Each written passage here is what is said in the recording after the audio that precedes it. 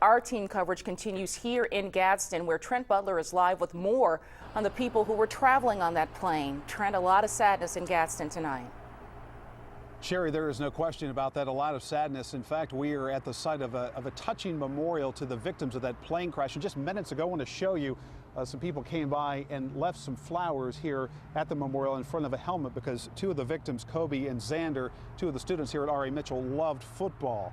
And in all, 5 people were on board that plane. Of course, the mother, the pilot, her 2 children, Kobe and Xander, and their cousin, an 8th grader who went to Westbrook Christian School. We'll have much more on them and their lives coming up in just a few minutes in this broadcast. But first, we have learned tonight the identity of the pilot. He is a prominent businessman here in Gadsden, Jimmy Hill, who is the president of Gadsden Tool and owns several other businesses connected to the city airport.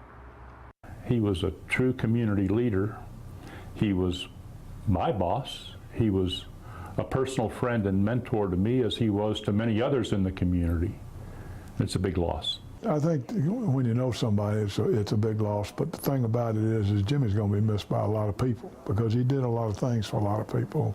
When friends and colleagues of Jimmy Hill start listing off everything he did in and for the Gadsden community, the list gets pretty long. He was continually, he was sort of always on the move, I'd say. He owned several businesses, including Gadsden Tool and the Airport Cafe.